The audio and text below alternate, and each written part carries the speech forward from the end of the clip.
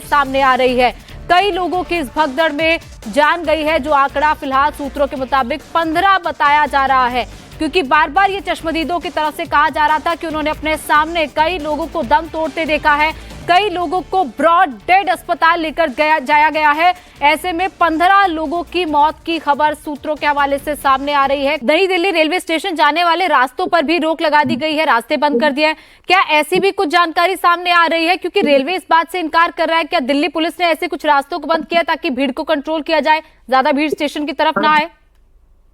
देखिए गौनिका, ये जब सिचुएशन इस तरीके की होती है, जब ये पूरी घटना हुई, उस समय निश्चित रूप से जो प्रशासन है वो इस तरीके के एक्शन लेता है। और अब इस घटना को क्योंकि 2 से ढाई घंटे से ज्यादा का समय हो चुका है, तो अब जो स्थिति है पूरी तरीके से नॉर्मल है। मैं आपको बताऊं गौनिका कि ये देखिए, पीछे की तरफ आप देखेंगे, ये जो रास्ता है वो दिल्ली गेट से नई दिल्ली रेलवे स्टेशन की तरफ जाता है, जो कि मेन गेट है LNJP अस्पताल, जो पीछे मेरे आप देख रहे हैं। और यहाँ पर आप देखेंगे एंट्रेंस जो है वो इस समय पूरे तरीके से क्लीन है। लेकिन जब ये पूरी घटना हुई थी तो उस समय जो प्रशासन है उसके पूरे तरीके से हाथ पैर फूल गए थे, क्योंकि जब घटना होती है एम्बुलेंस वहां पर पहुंची, फायर ब्रिगेड की गाड़ियां वहां पर पहुंची, प्रशासन तमाम पुलिस अधिकारी जो है वो वहां पर पहुंचे थे, जो पूरा जो रेलवे स्टेशन में जो आला पुलिस अधिकारी है वो वहां पर पहुंचे। तो पुलिस की पहली कोशिश यही थी, प्रशासन की पहली कोशिश यही थी कि किसी भी तरीके से पूरी तरीके से भगदड़ की स्थिति थी, जिस तरीके से स्टैम्पेड की स्थिति हुई उसको किस तरीके से रोका जाए, यह पहली प्रायोरिटी थी।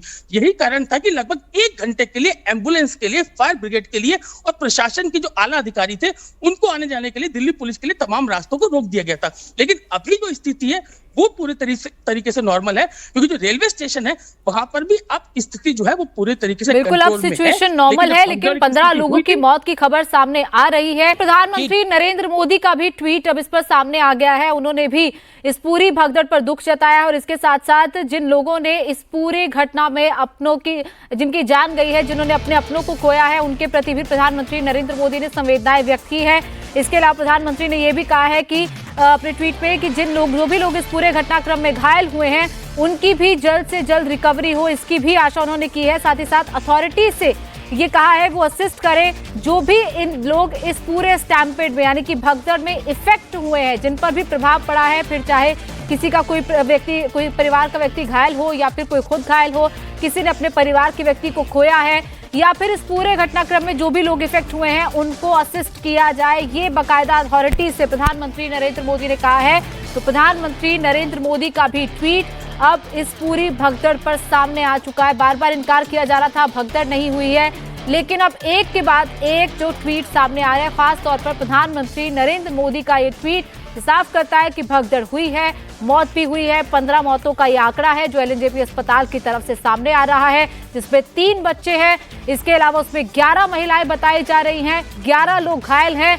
ये फिलहाल जानकारी LNJP अस्पताल से सामने आ रही है। लेकिन इस पूरे घटनाक्रम पर प्रधानमंत्री नरेंद्र मोदी ने दुख जताया है।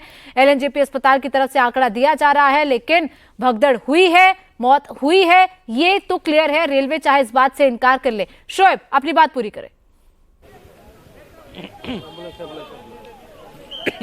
बिल्कुल, देखिए एम्बुलेंस आने का सिलसिला थमा नहीं है गोनी का। अभी कुछ देर पहले भी एम्बुलेंस गई थी और फिर से एक एम्बुलेंस और आई है। तो क्या जो मौतों का आंकड़ा है वो बढ़ेगा क्या, इस तरह की भी, जिस तरह से मैं बता रहा था, कई लोग आशंका जाहिर कर रहे हैं। हालांकि लगातार जो पुलिस के अधिकारी है वो भी अंदर पहुंचे हुए हैं।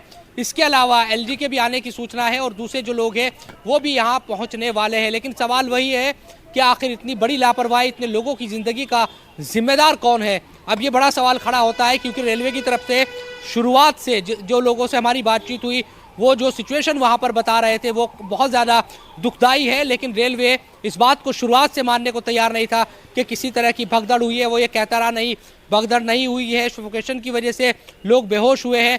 लेकिन जो मौतों का आंकड़ा है, 15 जो ऑफिशियल हो चुके हैं, और उसके बाद भी जिस तरह से कई लोग अभी भी घायल हैं, और इन 15 में 3 मासूम बच्चे भी हैं, तो अंदाज़ा लगाइए कि किस तरह की जो सिचुएशन है वहाँ रेलवे स्टेशन पर उस वक्त रही होगी। और संजय ने पूरा हाल भी दिखाया, तो यकीनन ये तमाम जो सवाल है वो अब खड़े हो रहे हैं।